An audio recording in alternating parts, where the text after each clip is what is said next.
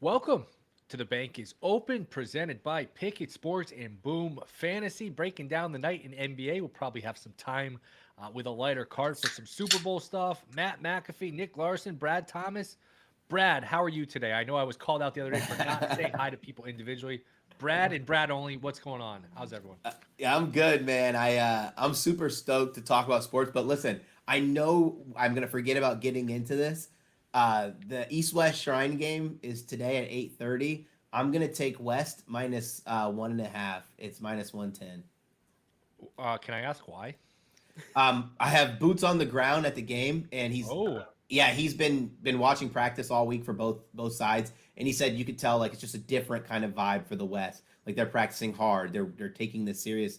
The East a little bit more of I guess a showcase. is that do NFL coaches coach like this? The NFL staffs coach each side? Yeah, I believe so. I went to the Shrine game one time, Is and that that's one? all Because I I know thought I about saw the it. Patriots staff is coaching one of those Yeah, sides. yeah, I think you're correct.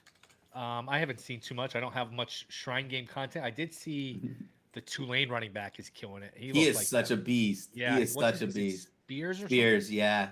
He looks good. I don't know what round he's going, but man, look, that's why you don't take running backs too early because there's always so many of them. That's probably a guy you can get a little later. But Yeah.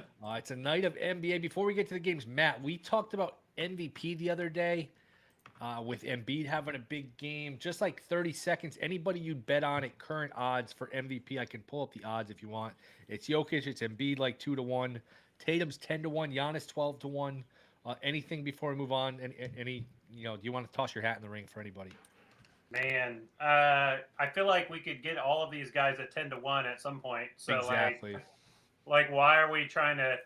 Right now's the time to buy low on Tatum and Giannis, and now that Joker and Embiid have like soared up, but 3 weeks ago those guys were flip flopped, where you could get those guys over 10-1, and we were looking at some of these like Giannis and Tatum were down at 253 and Luca as well. So um, I would say, yeah, I mean, if you don't have anything pre-flop, nothing from the start of the season, and you're just now brand new into it, I think the time is now to go ahead and buy some of these guys that will be there towards the end. So let me pull the market up. I could read. Right now, Giannis 16-1. It's a hell That of would a be a bet. ticket to buy. Tatum 10-1. That would be a ticket to Totally buy. agree with both And of then them. you just kind of chill. I would even say Luca at 5.5-1. It might. I don't know how much higher he's been than that all season. I feel like his high watermark's probably like 6 or 7-1, but um, those guys make a lot of sense to me to buy right now because they'll be there. Their teams will be near the top of their conferences. So, at no way am I trying to buy a Jokic ticket and sweat this thing out for the next few months at minus of 105.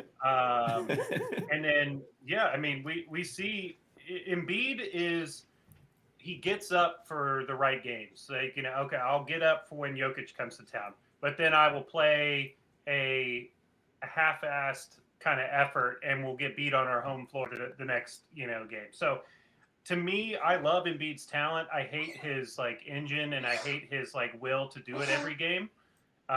So I think a guy give me Giannis, even though he's missed some time this year, at 16-1. I think he was my preseason favorite. That was my pick to win the MVP. The Bucks seem to be getting healthy. They seem to be getting hot here. So, I mean, he's going to be right there in the top five in rebounding, scoring, defensive ratings, and stuff. So, I think grabbing him at 16-1 is the best bet on the board. All right, games tonight. We got a handful of them. I guess we'll just get right into it here. Lakers are laying 3 now in Indiana. Halliburton is going to play. Davis is going to play. LeBron, I guess, is going to go through his pregame routine and see how he feels. My guess is he would play, but again, that's just a guess. Nick, you want to start us off here? Lakers and Pacers. What you got? Yeah, it's always interesting. LeBron, I don't know if he's planning out his points where he wants to get them or what his thing is here, but um, I have a play in this game. It involves the Knicks game too. I like Anthony Davis rebounds in this spot. Going against the Pacers, who allow the fourth most rebounds to centers over 16 a game. Um, So I'm going to pair him with Randall. Randall is Randall. He's going to get his rebounds. I'm going to start doing both at 10, which is minus 117. I'm going to take them all the way to the top. 16 each is plus 2,900. If LeBron ends up not playing, I like this even more with more rebounds available for Davis. He'll probably see a little bit of uptick in minutes. I think this is what working his way kind of back into conditioning, stamina. I don't think LeBron is going to be. I mean, he's motivated every game, but he wanted that triple double, and in Madison Square Garden, I think he kind of was balling out a little bit more, and Davis kind of let him have a couple at the end there. So I just really like this spot for Davis, and then Randall is my go-to guy for rebounds. So that's what I got here. Brad, anything for you here? Yeah, I end up. Wait, sorry, we're on the Knicks game. No, Pacers Lakers. Lakers. Okay, I heard him say Randall, and I was just like, wait, that confused me. My bad. I'm on Tyrese Halliburton under 17.5 points, and this is just a number that's too high for a guy that I'm projecting playing about 24 minutes. A guy who's missed a month of time, who I don't consider a pure shooter. Um, just look at the numbers that he's had in his most recent games. Like it's a higher log. It's a higher number than most of his last 6 games. So I think you're getting pretty good value. I don't know what the line's changed since I've looked at it this morning, but I'd imagine it's still probably a pretty good price. Yeah, look, it's still pretty fair. At some places it's bumped up to 19.5. Wow, that's interesting. I would probably look at it under there. I am on the Lakers here. I just think they've been playing well. When they get all their guys, it's actually a decent team. I don't know if a threat even with a trade to do anything, go anywhere. But I did take a little bite of the money line. Matt, what do you got here? Pacers, Lakers. Can't have anything until we have clarification on LeBron. Changes so much. He's good. Yeah. That guy matters to what's going on here. So if he's out, then Pacers are definitely live to get this win, especially here with Halliburton returning. I was really wanting to go to this game too. I was like, I was looking, it's like maybe snagging some tickets, but I'm going to hold off. And I think assuming he's in and everybody's healthy, the over will hit for sure. 240 is so low for two teams that want to run and get out going. So I know that it's a high total on the board, but that for these teams, I don't think they'll have any trouble hitting it. So, I love this game for a same game parlay, but I just have to wait for LeBron news. If he's out, then you would think it's just going to be a huge Davis night. So you can play his points. His minutes are now pretty much. They took the lid off the minute restriction, is what I was trying to say. So he should have a really big game. This is a good one because they could have, they were interested in trading for Buddy Hield and Miles Turner. So I hadn't heard anything how about these that trade pieces rumor. all kind of fit together. It would be pretty interesting. Yeah, I hadn't heard anything about that trade rumor. I haven't heard that 700 times. Do you think I know the Lakers fans all want Hield to be the shooting guard? They can't wait. I've heard, he's just not good enough to give up the 2-1s. The only trade I heard made sense to give up the 2-1s a little bit is Toronto and Anunoby and Gary Trent. That might make some sense. If you're the Raptors, you're not really going anywhere. Those Lakers picks are nice lottery picks or lottery tickets, because who knows, 5-7 years from now LeBron's going to be done, or not a factor. Let's assume done. Davis, who knows? And what do the Lakers look like in 5 years? So if I'm Toronto, I could see that. But man, I just don't know that there's any way that moves the needle for the Lakers. They need a shooter, if they can get some wings, like Trent and Anunoby would be great pieces for them. Yeah, because and I like the Hachimura trade. I think that trade was really good for them. It allows LeBron to play less minutes at the 4, where he has to bang against bigger bodies, and I think it makes sense if they can get a good shooter like Buddy in there, or a Gary Trent. I think that could really elevate what they're trying to do. The books were terrified to put Hachimura props up today. I'll just say that. I will say that. And there's reports that the Raptors have multiple offers for three ones for Anunoby, which Yeah. well, again, you don't know who's doing the bidding there. That could be a little game of poker where they're just trying to raise the price. He's a good player, but I saw one headline today like, oh, Anunoby could swing the title race if he goes to the Grizzlies. It's like, all right, he's a nice player, but I think that might be overdoing it a little bit. Before we move on, do we think LeBron plays? I think so. I really do think like the narrative of him breaking the record against the Bucks is a thing. And when we were watching him in that last game, like he did settle for a lot more shots than he did drive to the paint. So he could really like legitimately be like nursing this injury. Yeah, I mean, you figure he played the other night, he'd be good to go. I don't know. I would lean no because there's courtside tickets available tonight downtown. I was looking at Ticketmaster, and you can sit courtside. So if LeBron was playing, there is no way like tickets are available. So That's true. Is that something what I that we mean? know like, though? Is that it's something the ticket market would know? I And don't those know. courtside Yeah. guys probably would. Yeah. Oh yeah, the people that are having $3,000 a seat tickets, they get the word. It's LeBron is such a cachet and is such a anytime he comes to town, that place is like a sellout. And you got Halliburton back too. There's no reason this many tickets should be available. They did open up a lot of standing room kind of tickets, but I was looking through it and there's so many available. And I don't mean to talk too bad about Indy, because I live here, but what better thing is going on tonight than Lakers in town? So, Right. yeah, I think it would be a hot ticket for a basketball crazy city. So, All right. Anything else on this one before we move on? Not for me. Grizzlies, Cavs, good game. Line 6.5. Cleveland's home. They're laying 6.5. These teams played a close game. I forget who was the favorite. I think Cleveland was a big dog the last time they played, and they covered. They might have even won. To me, there's not 6.5 points that separates these two teams. I would look towards taking the points. I haven't bet it yet, but I would lean towards Memphis. Matkafee, this is your team. This is your squad, the Cavs. What do you like here, Cavs and Grizz? so without Aquaman, we're looking at Xavier Tillman and Brandon Clark trying to slow down Jared Allen and Evan Mobley. I think the Cavs can beat them up down low. I think they can. Nobody really matches Ja's athleticism, but we've got fast, athletic guards out there that can kind of slash with him and make him work on defense. Plus, the Cavs they need a win right now.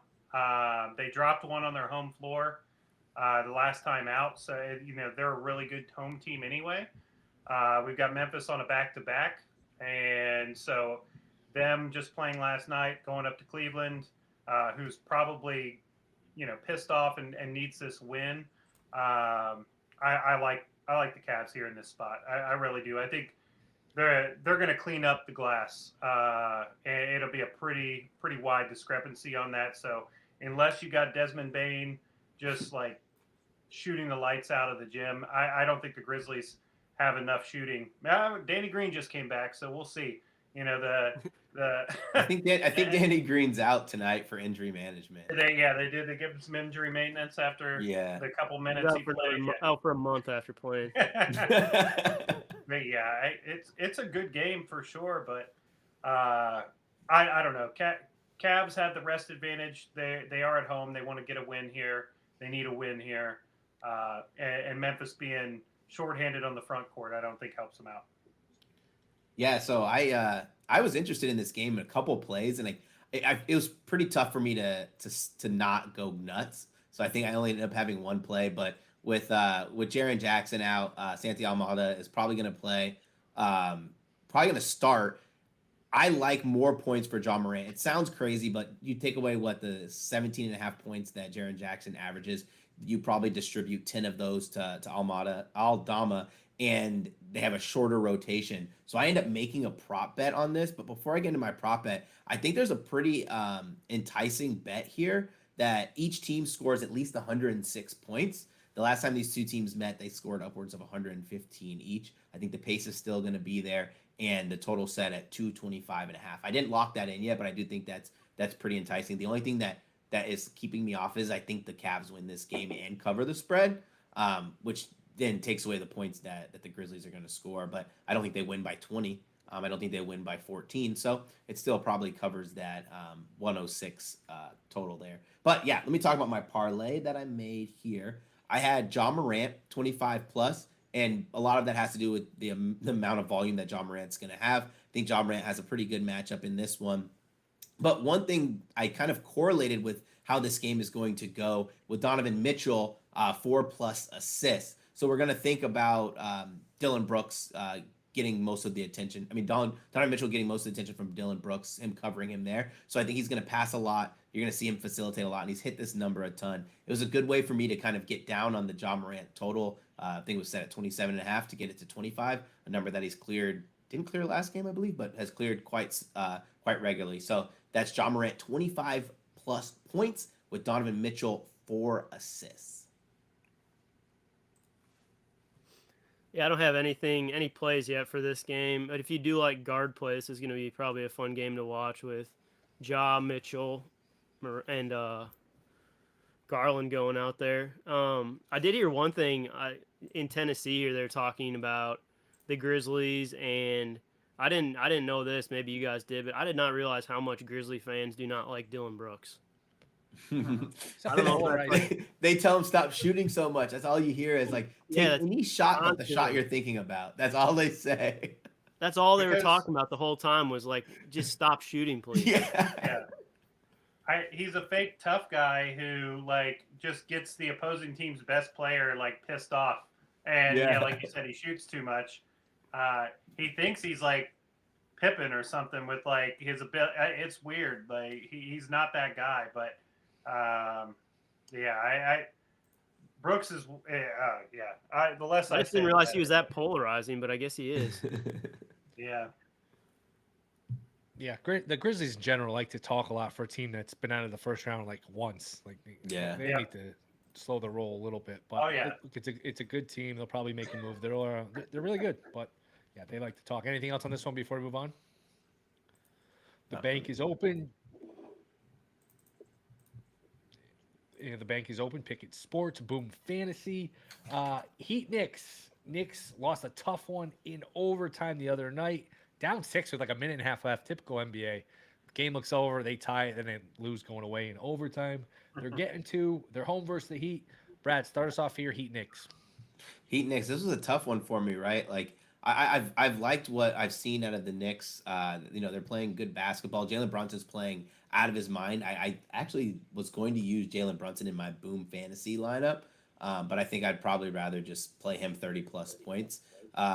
This is one of those games where when I was looking at the metrics, I'll only pull these right back up. You see that this is probably a good game for Tyler Hero, but I just can't. I think I've taken Tyler Hero twice on this show, and it's been Tyler Hero misses his line by like a wide margin because we always think Tyler Hero is going to come to the bank for us.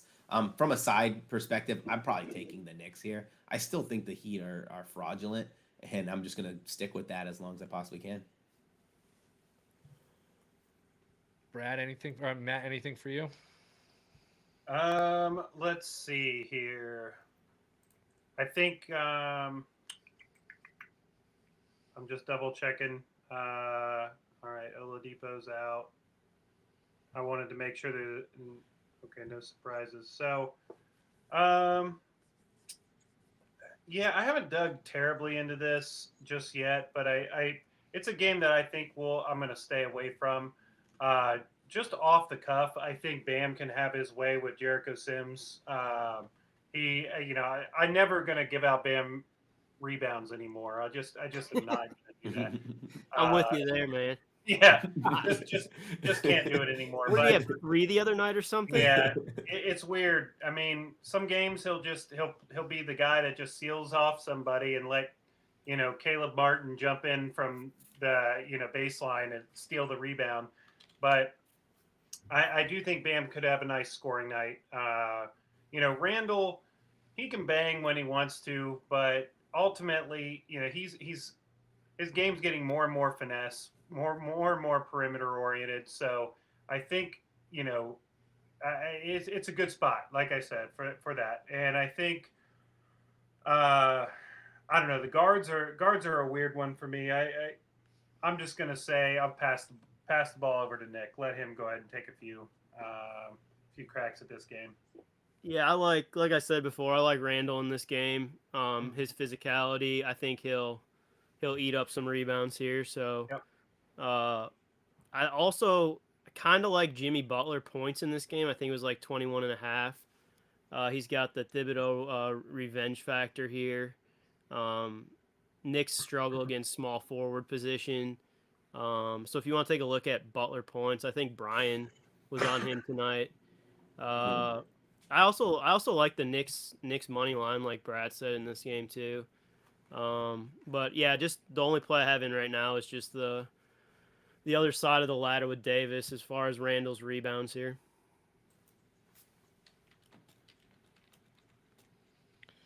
Yeah, Heat are favored, huh? Yeah, 2-point favorites.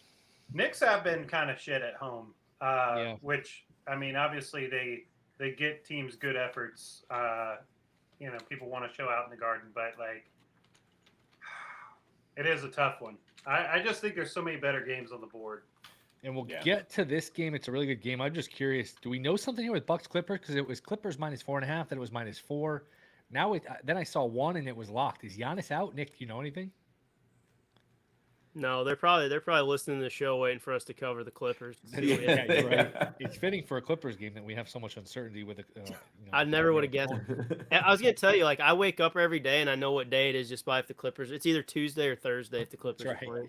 Absolutely. Yeah. But we'll get to that game. Hornets Bulls -5.5. Total 237 here. I never know what to make of the Bulls. They'll play a really good game. They'll look really good, like the other night against the Clippers. They'll blow the lead. So, just one of these teams sort of in flux here, where they could trade guys. Not really sure. Matt, anything Bulls Hornets for you? Yeah, I like a few things in this. I think obviously LaMelo, his points are slowly kind of ticking up here, 24.5. I don't love necessarily his him to go over that, but I do think this is a game where he can facilitate and get a nice kind of 20 and 10 kind of a game. A lot of 3-point shooting. If you're a fan of 3-point shooting in this game, this could be a nice same game parlay opportunity. A lot of guys like to chuck. Rozier couldn't have been colder in the first half, and then he kind of heated up in the second half. I think he had 3 points at halftime, or maybe even less. He might have had 0. I don't even remember. I think he had 3 because I think he was like 1 for 6 from 3, at halftime. He slowly heated back up there. But Levine, Vooch, like all these, I think obviously a good Vooch rebound spot. Don't say that. Eric, don't say that. Don't say that. Right? Yeah. This is near Brad. famous last words. Yeah, we're like in pain because. Yeah, Vooch rebounds here against Mason Plumlee. In theory, is a smash spot. What's the line? 12.5. I think it was like 13.5. Yeah, I think it's 13.5. Okay, I see 12.5 minus 122 to the over. So obviously not a lot of runway to ladder when you need 13 to cash, but yeah, I mean, maybe go Vooch. Gosh, I mean, just how much are they going to work him? But I think it's a fun game. It could be a banger for a same game parlay because there's a lot of guys that want to put up some numbers in this. Breaking news here. I know these ticket broker guys are maybe sharp in whatever profession they are, but they're not bettors because LeBron is playing tonight. So LeBron is in, which I kind of figured. No reason he'd sit out. I mean, he sat out a game Monday. He played Tuesday. I mean, the Lakers, they need every game. They're only 2 out of the play-in. Like, you can't just pick and choose and play every other game and try to manipulate where you get this record. So LeBron is playing. I would imagine we see some movement on the Lakers. So if you haven't bet the money line yet, maybe get in now and buy back a little on the Pacers because I'm sure that line will move to the Pacers. Brad, anything for you to add here, Bulls and Hornets? I just want to say one thing about the LeBron thing. Like, when I think about that game, like, LeBron should have no problem clearing 30 points in that game. Like, it's just so annoying. Like, I feel like that just sounds so stupid of me to say because he's probably going to end with 27 points, but he should have no problem scoring 30 points. Adding for this game, No, let me jump in and just comment. You would be great as one of these NBA media guys. After the game, he has a triple double. He wins. Yeah. He's about to break the all-time scoring record. And BradThomas, you have a question. Hey, LeBron, I know you had a triple double and you guys won. Why the fuck couldn't you score 30 points? Right. I would have Wait, jumped real in with the quick, same thing, man. I had him with Brunson in that game, and Brunson just went off, and I was like, this is gonna hit. I had LeBron 40, Brunson 35, and Brunson eased there. LeBron has overtime and only gets 28. I was like, come on, dude. I took that parlay that you said, but then I took it down to LeBron 25. It was minus 140, and then I took it up to LeBron 40, and I was like, I might not even get the smaller one. Like, know, it was like that's scary. Yeah. All So right, he you were gets going to say ruled in a game. It goes to 2.5 instead of 3. So how does that make any sense? yeah, I think the market probably assumed he was playing. I guess. Yeah, I mean, but still, like, then you get him ruled in. You would think it Right. would go the other way, Yeah, right? you think you'd Who's see a bu- half point. who's point buying- something. Who's buying the Pacers after LeBron's ruled in? Eli just whispered that Daniel Tice is playing for the Pacers, so that maybe that moved the number. Probably. Yeah, probably. Daniel Tice is in. Oh, That's gotta be it, right? well, what Listen. about? Do we have news on Halliburton in terms of like how many minutes he's getting or anything like that? What I read from one of the beat writers was 24 minutes. They put like 24 points, some weird number was his projected. But like, that doesn't make sense to me. Like 20. Why'd you say call it 25? Like, for everyone who's out here, all of us capping 25. Let's just call it 25. That's what I read, but I feel like he was just guessing. I said I used that same projection. Boy, 19 and a half for Halliburton points. That seems like a lot if he's only playing 20 minutes. Yeah, it seems like a ton, and I feel like how does that line keep going up? Like, you get 19 and a half on FanDuel, get on PointsBet as well. Like, and then if you don't want to pay the juice, like minus 20, then you could take 18 and a half under at minus 105. Like, how is he scoring that many points? He's coming off an injury, probably not going to play the entire game. Like, if I'm wrong, I'm wrong, but like, yeah, I like that spot there. And again, this is where it helps to have, Picket Sports and have multiple outs and be able to shop lines because, what's the difference? 18 and a half, 19 and a half. Well, when it lands on 19, it matters a lot. And Yeah, it does. Yep. And we've all been there. Were you going to add something to Bulls Hornets before we moved on, Brad? Yeah, and I'll be quick on this. I was going to say I was going to play the Vooch 20 points and 14 boards. It's like plus 250. But then I'm going to talk about this later. I end up just putting him in my Boom Fantasy favorites at 11 and a half boards. I just don't want him to just end on 12, which I feel like is going to happen because that's his favorite number for some reason. So I end up not doing it. But if anybody doesn't have access to Boom, I think that 20 and 14 is a pretty good play at plus 250. All right. Oh, Matt? plus 280. Plus 280. Sorry. I got one play for this game, Will. Oh, sorry. Go ahead. No, you're good. PJ Washington rebound ladder 4.5 plus 100 up to 8 rebounds plus 500. Bulls allow the 4th most rebounds to power forwards. He had 7 last game, and then in November when they played, he had 7 against them as well. So, good spot for his rebounds. Very good stuff. Moving on here, Mavs are laying 5 to the Pelicans. The Pelicans have all sorts of travel issues. Every time I look on Twitter, Yeah. buses are getting delayed and flights are getting canceled. Very strange. We'll see how that factors in here. Mavs laying 5. Nick, start us off here with the Pelicans laying 5 against Dallas. Yeah, you want to talk about a team that's cold right now? The Pelicans. Right. I mean, I liked them early in the season. I think a lot of people did. They've been kind of snake bitten with injuries. I don't know, man. They're tough. They're tough to figure out right now. Yeah. I mean, they're playing another team that's tough to figure out. It's kind of a battle of two teams that are struggling identity. I mean, you know what the Mavs are. They're going to go where Luka goes, but two teams that are very interested to see what they do come trade deadline time. Like, I think both of them need to make a move probably. I don't know what that move is, but as far as betting wise, I don't have anything in this game right now. Might look at McCollum for something. I'm not sure yet, but I don't have anything in right now. Brad, anything for you here? Yeah, I was going to take a side or total because I think that this is a game where if you were to make a compelling argument for either side, I think you could. The Mavericks so far, like everyone wants to talk about how Luka's been playing out of his mind, right? We can talk about his 40, 50 point nights, but honestly, he hasn't been getting the other players involved, and they haven't looked like a great team. So I have a Luka MVP ticket from the beginning of the season. I also have a Joker at 12-1. So I would rather win Joker because I think he's actually facilitating a lot more. I have my same game parlay in this. You want to get everyone's thoughts first? You just want me to run through? No, go ahead. Same game parlay. Go. I actually really like this same game parlay. I think I've said that for the last two, so I need to stop saying that.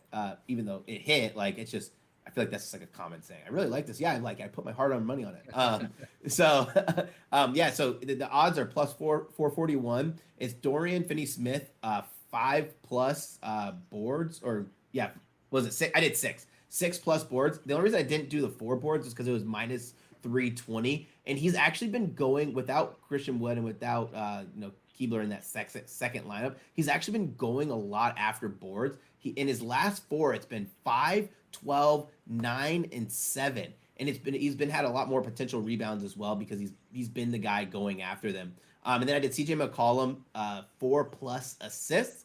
I wanted the 5 number so bad, but when I was like trying to lock it in, FanDuel just kept going up and down, and you guys don't know, I'm an offshore guy, so I have to text the line over to my buddy to have him place it for me. So I just couldn't just wait for it to rebound. So I just did 4. But if you guys get the opportunity who are watching, I would recommend doing 4.5. He's hit the 4 number in 11 straight, 3 out of 14, and gets a boost with BI in the lineup. And he had 12 in the last matchup between these two teams because the Mavericks don't play any defense. And then I went with Luka over 34.5 points. I was gonna probably go down to 30, but just the way Luka has been playing, it's literally been him or nothing. And then when Christian Wood was at least in, and they were running that kind of like Christian Wood would play a little bit with the starters and a little bit with the second unit, he was taking a little bit of that production out.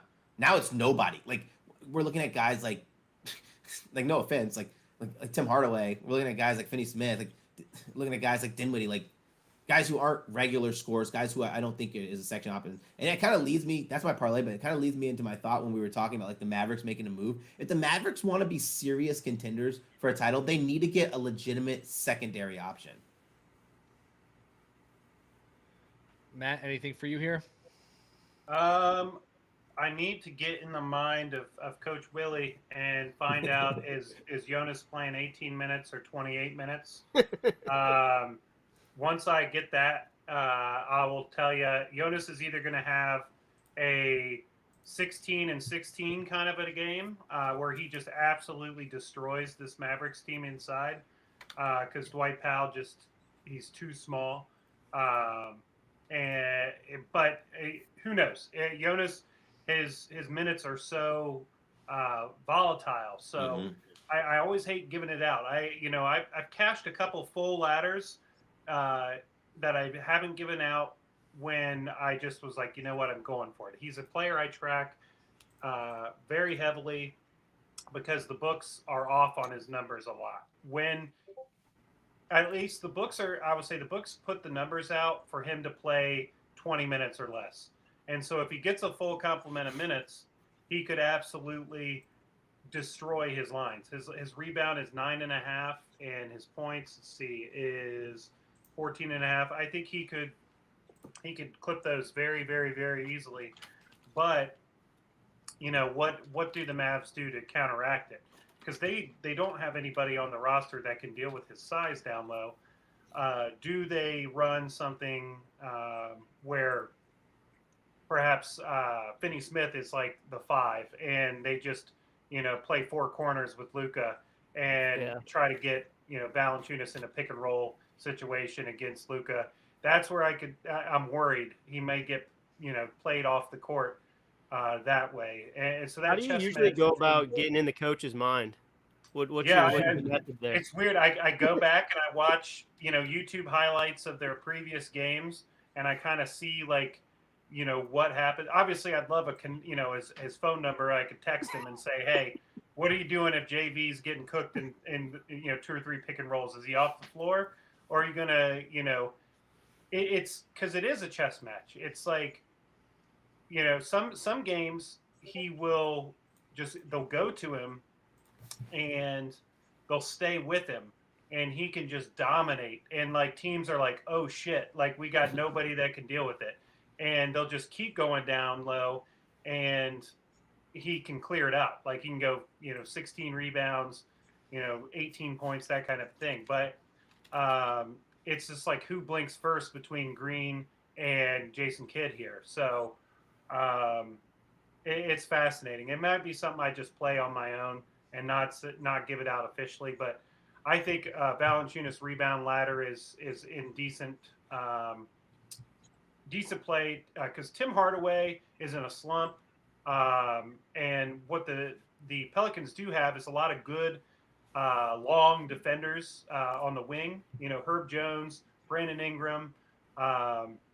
These guys can contest, and like you said, the Mavs aren't really shooting that well anyway. And one of their best shooters, with Hardaway being in a slump, I could see a lot of rebound chances for JV down low. But again, who knows? It's a weird one. I think Dinwiddie has a decent spot here to get 20 points. But yeah, I probably talked a lot about Valanciunas, probably too much. But to me, it's a key matchup in this game.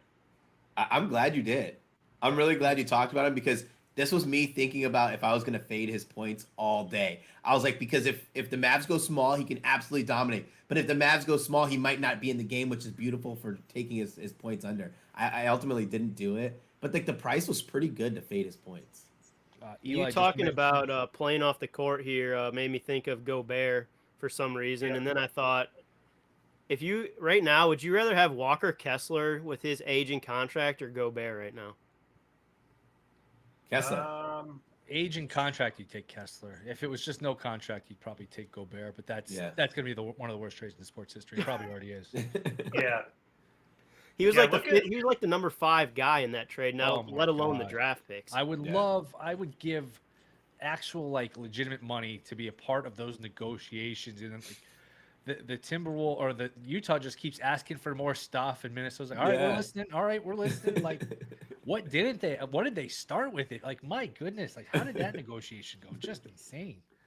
Well, the GM who made that trade on the Connolly Timberwolves side, he's a huge Rudy fan, and he's a huge moron. He's the one that drafted him in Utah. So I think there's an element of, hey, I'm going to prove I'm right on this guy. And we never really saw Gobert featured. And we also haven't got to see him play next to Cat, which Rudy frees Cat up to do Cat things that, he doesn't have to go low and bang as much. It does give them a lot of flexibility. And so I would say, yeah, right now it looks weird, and everybody's joking about it. But at the same time, Cat was always hurt. He's hurt again. And part of that reason is because he kept getting beat up guarding centers, and he doesn't really want to guard centers like that. And so you bring in Gobert, and then when you go to that size, not many teams can match up with that. And Cat is, one of the best shooting big men in the league. So it's I don't know. I understand why people kill him, but I guess just an awful. I mean, let's be honest. It's an awful trade. Listen to listen to Gobert's contract. $38 million this year, $41 million next year when he's 31, $44 million when he's 32, and then $47 million when he's 33. And they gave up basically 7 first-round picks, all to maybe win a round in the playoffs. I mean, my goodness, you got to be kidding me. Yeah. Yeah, but those picks are going to be mid-round to late-round picks. When they made it, they assumed they were making a push towards, Western Conference Finals. You've got Anthony Edwards, who's an ascending young player, and Cat, who's... You're telling me this isn't a terrible trade? Is that what you're telling me? I'm just saying we haven't seen the results. And show me what happens in 5 or 6 years, what they do with those draft picks. And that'll tell me. Let's see, let's revisit it in 6 years. What have the Timberwolves done in that time? We're doing this show now. Yeah, the only thing that would make this better is if Minnesota somehow just the bottom falls out and it turns into Wembanyama. Could you imagine? imagine? Get their pick if it's Wembanyama, do they? I don't know.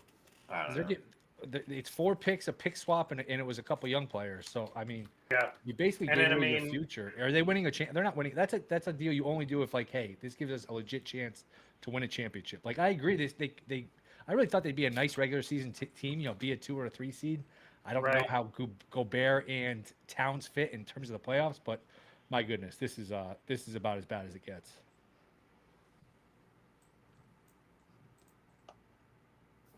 All right. Anything else before we move Yeah, on? I'll say one more thing. If you Yeah, go take the McCollum up to 5 assists, the odds go up to plus 547. And since we're already on the topic of making it more enticing, you can actually throw. Hold on one second. Let me pull this back up. You can actually throw. Okay, never mind. It's not that important. I didn't write it down. I was gonna add. Oh, Brandon Ingram 4+ rebounds on there. If you do both of those, you can get closer to like the plus 800 for those guys who don't really like the small same game parlays. All right. Good stuff. Very good stuff. It's a good game on paper. Warriors Nuggets in Denver. You look at it and they say, oh, the line's 12. Somebody's not playing for Golden State. So that line tells you the whole story. Matt, start us off here. Warriors Nuggets. What you got? Who's sitting out for Golden State and why is this line 12? Right. So I think everybody. We already know that Clay's out for sure. Yeah. Curry being a game time decision, I would assume they must know something. Draymond also game time decision. So I think Draymond got ruled out. did he get ruled out officially? Oh no, he's still a game time decision. Sorry. Yeah, it's just one that I think Kerr might see as, hey, we're going to punt this one. Nuggets at home are a wagon anyway, so they're going to – I mean, it would be a fun game if everybody was, on – I think this could be a Western Conference Finals right here. That's the NBA's new motto. It'd be a fun game if everyone played. Yeah, if everyone was in and healthy.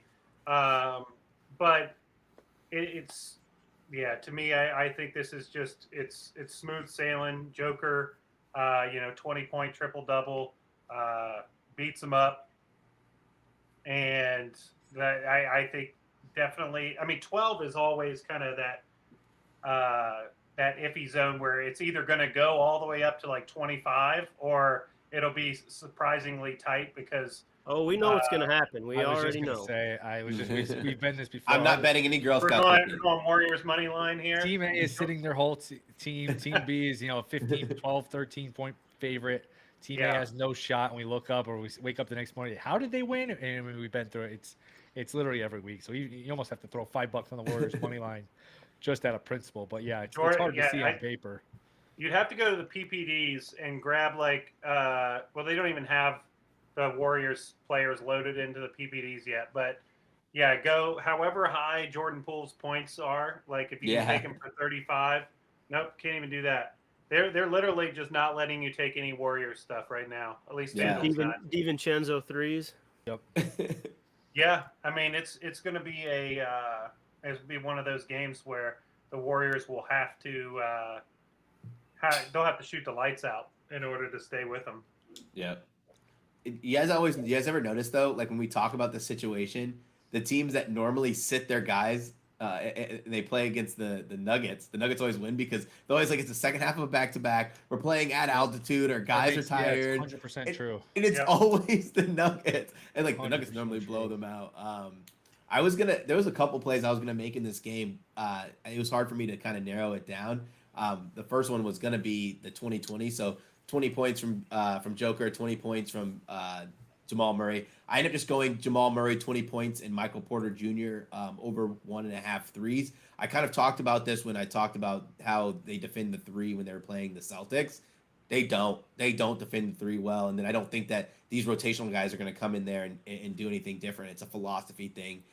These guys just played a tough game against the Timberwolves. Like if anybody watched that, like the Timberwolves fought back, clawed, and they were physical. Like it wasn't like the Timberwolves were finessing them, and like even like it was such a great game. Even the Timberwolves, even like a lot of rotational guys were in that game for the Warriors. So like a lot of these guys are gonna have tired tread. I end up taking Jamal Murray as well, up to 25. I know Nick's on this, so I don't want to take all of the good points, but hold on, let me pull my notes back up. Here we go. Yeah, Golden State's just when they're going to be so thin. Who's going to cover Jamal Murray? Like, because you're gonna have to focus some attention on Joker. You're gonna have to focus attention on Aaron Gordon. I think Jamal Murray is going to get what? Jordan Poole as his defensive assignment. He's going to absolutely shred. Jamal Murray's going to take whatever three he wants because we know Jordan Poole is going to probably overcommit when there's a pick and roll come, or he's just not going to be in the right place. I think it's a good spot for Jamal Murray here. Yeah, I'll jump on that. I'm on Murray ladder all the way up to 30. I got 35 at plus 1100. Even with their starters in, the Warriors are terrible against point guards, giving up over 25 a game to point guards. So if you take out some of those guys, I don't know who would have been on him originally. I don't know if they shift Clay over to him or what they do, but they're going to be getting probably the B team. And he's hot right now. He's had 22. I took the baseline was 21.5. He's hit 22 in 4 straight. He's been averaging, I think, over the last 4 or 5 games, he's been shooting 8+ threes a game. So like that goes with what Brad said there, just about the 3-point defense.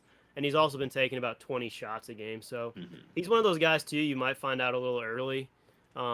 If he hits his first couple shots, he's green light the rest of the game. I had one question for you guys as far as this, like sitting guys and stuff. I mean, we talk about it all the time. It's the Warriors. They're the Warriors or whatever. At what point are these games important though? Like how many can you punt?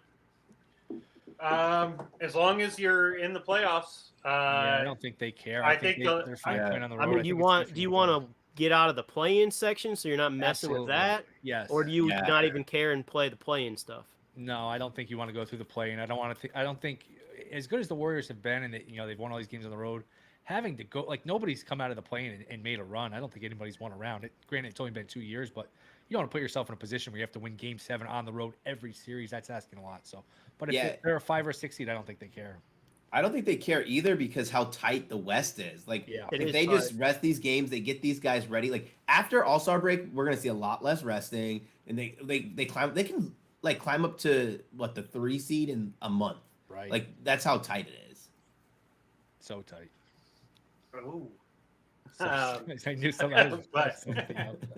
Yeah, I mean, what are we at? 50, 51, 52 games played for most teams. Yeah. Quietly sneaking by, you think, because it's not the All-Star break. We're not like halfway through, but the All-Star break's so late. It's kind of sneaking by where we're getting quick. Yeah, I think we've got another 10 to 15 games of rest and goofiness, and then you try to ratchet things up for that home stretch in the last 15 to 20 games. Yeah, I could totally see it, but it's a fair point. You don't want to, you don't want to put yourself in a position where you're in the play-in, which is a good segue to our final game. Anybody else have anything on this one? No, that's all I got. I want to bet Jeremy Lamb tonight if he's active, or he'll be active, not active. If we get props for Jeremy Lamb, I want to bet him. I like this guy's game, and it's with if they're thin at guard, DiVincenzo is going to be playing guard. Wiggins kind of plays 3, and I think we're looking at Kuminga with Clay out too. Obviously, we're looking at Kuminga and Lamb kind of at the 4, and I think they could have some fun in that spot. And because Gordon's going to be worried about Wiggins or whatever, he's going to be guarding somebody. KCP is probably going to be on Poole or something, and so I think they could take advantage of Michael Porter, who's just going to be standing around watching, or whoever else they kind of throw in. I like Lamb. Every time he's in, he plays good minutes. I haven't watched. He plays real hard. Yeah, plays hard, finishes at the rim. And I'm sure if we get a number on him, it'll be low, 8.5 or something, pretty small. And I think I'm going to attack it in a game that should be pretty high scoring, and he's blowout proof as well. That's the beauty. It's even if Denver's up 25, he'll be out there playing, him and Moody and guys like that. So yeah, I'm just praying we get a line for him tonight. Final game, could be a finals preview. Bucks are laying now 3. This game had come down. It was 4. It was off the board. It was 1. So it sounds like somebody thought Giannis was sitting. It doesn't seem like he is. I did take the Clippers at 4. At 3, obviously, I'm a little less enthused, but the Clippers have played well. Give them some credit. They did punt the game Sunday, I think, in Cleveland. But other than that, they had a nice comeback win against the Bulls. They played pretty well. Kawhi looks good. So, hey, the Clippers are good. It's just a matter of do you trust them for an extended period of time? That's a whole nother thing. Brad, start us off here. Clippers in the Bucks and what should be a fun game. Yeah, I've seen. I just refreshed my page and I'm seeing a bunch of 2s and 2.5s on the board right now. The Clippers are playing such good basketball, and I ended up not betting this game. I was like, I just couldn't figure out like what Clippers version we're gonna get, but like they're turning up. They're playing really good defense. I will talk about this game a little bit more in depth when I talk about my my Boom Fantasy, because you can do your Boom Fantasy now if you want. All right, I'll just do my Boom Fantasy now because this was my favorite leg of this was Paul George over 19.5 points. If you look at the matchups in this game, he's going to have the best matchup. They're giving up a ton of points. Let me just break this down a little bit different. They give up a ton of points to the shooting guard. I don't care what position you're going to want to say Paul George is going to play due to the rotation. Paul George is going to be feasting. He's going to score a lot of points. It was able for me to bring it down from his original line down to 21.5. He's been very hot hitting this number a lot too. Also, in this Boom Fantasy, I did the favorites. We did Vucevic, 11.5 rebounds. I do have him at 12 rebounds, but I think he still goes over that number. John Morant, 25. We talked about that. Julius Randle, rebound machine, 9.5 rebounds. I will be very transparent, guys. There was a leg that I had to throw in. And of the throw-in legs, it's the Tyler Hero, 3.5 assists. But like I told you guys against the Miami game, like this could be a big Tyler Hero night. And this was a way for me to have action on Tyler Hero over 3.5 assists and not have to take points, rebounds, and assists or his points. Very quickly here. Sorry to jump in, but it is important. Brunson is out. If you can get ahead of the number, what is the best guy to play in terms of player props? Brunson's out. Yeah. Quickly. Yeah, I'm saying quickly. How? Like who? No. Oh, you got me. You got me really good. It's off the board already for me. Wow. Is Derrick Rose healthy? What's going on with Derrick Rose? Talk to me. I don't think he's healthy. Is he on the team? Is he alive? Derrick, he had like a whole interview about them like not using him and stuff. So no, I don't think he's healthy. But so you would say quickly, what points, rebounds, assists, any of the above? Points, rebounds, and assists. Yeah. Why not just throw the PRA out there? Man, I mean, I guess find out if they hang that kind of stuff for him. I would say that RJ handles the ball more. You look for his volume to go up. Even though I don't know, he's going to probably see a lot of Jimmy Butler, so that's a terrible matchup. I would say just fade Knicks altogether. I mean, Brunson does so much. He's such a gunner for this team. First quarter, then that tells me that Randall points. He's going to be looking. Randall might take 17 threes in the first quarter. Randall is going to score. If you have like DraftKings where you could bet player points in the first quarter, Randall is going to look to establish himself very early in this game. And so, yeah, it's to me. I guess your rebounds for Randall. That look doesn't change, but I think he will have to he'll have to handle the ball a little bit more, he'll have to score a little more, and yeah, I mean this is the Heat are going to win this game. I'll just tell you that. Yeah, with no Brunson, that's a guarantee, a McAfee guarantee. Girl Scout guarantee, they call it. Wow. Yeah, most of these books have everything what flavor down cookies for all are we these betting on? guys. We came to an agreement. It was pretty much consensus that Girl Scouts are overrated. And what's the one that's always open?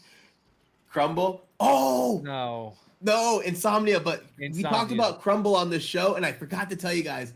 So remember, I told you I don't eat a ton of cookies, so it's like a big deal for me to order cookies, right? I planned it out. It was my friend's fiance's birthday. We spent all day at the amusement parks. Then we went out to dinner, so we were drinking all day. I had it planned from Monday to that Saturday. I go, I'm going to order Crumble for the first time. It was the worst experience I've ever had in my entire life. Wow. The cookies were awful. It like ordering cookies to me is like a big deal. You know, like I don't eat them a ton. I'm excited. I planned this out like it was a date, and it was awful. I still have one left because I haven't touched it. Crumble probably not going to be a sponsor, but yeah, Crumble's like, woo. Tough one, Brad. Nick is crumbling somewhere. Like, no, not Nick on screen. Other Nick. Other Nick. Where were we? We went off track. Nick's most of these Knicks are off the board, so it's not even worth it. Yeah. I tried to catch the books with a fast one, but that's a surprise scratch, isn't it? We didn't hear anything about that until just now. So typical NBA. I mean, you can do hours of work, all this content, and then Brunson's out, and it just kind of changes everything. So Yahoo still hasn't even updated. I'm trying to take him and put him in my IL spot so I can add someone else. I'm in a tough number 1 seed playoff race. all right, keep us posted. Matt, I guess we're wrapping up here. Bucks, Clippers. Anything, Nick, Matt? Anything you guys got on this one? I do. I think it's the finals preview. I agree with you. I've been asleep. People are I said messaging me like, potential. Calm down. "Where's your Lakers Pacers SGP, dude?" And I'm like, "Oh my God, sorry." So I'm building that out right now. But I would say the Bucks will win this game. But it'll be actually, I don't know. I feel like their depth's a little hurt because no Portis and Middleton's not 100% yet. So it'll be Bucks should have plenty of success, but I think they'll be hurt on the wings because our Pat Connaughton and a hobbled Middleton and Grayson Allen and stuff, they're going to be trying to guard Kawhi Leonard and Paul George. It'll be a fun game. Giannis with another ho-hum 34 and 18 last game. Guy's pretty good. That's all? The guy's Damn. pretty good. Yeah. Hornets hung around in that game from what I remember. It was tied at the half. Like the Bucks, I don't know. They haven't looked great, but I feel like they're getting healthier. Probably get a trade. I'm probably going to get what's his name from the Suns, Crowder, who it's amazing he hasn't played all year. But look, the Bucks are really good. What do Joe you got? Ingles going to be an important piece, I think. Okay. Anything for this game, Nick? I do not have anything for this game, but I do have a really quick boom long shot play here. Let's do Let's it. hear it. All right, let me get it here. All right, so it is Jamal Murray over 29.5, Vucevic over 24.5, and Jokic over 15.5 rebounds. Pays you 40 times whatever you are.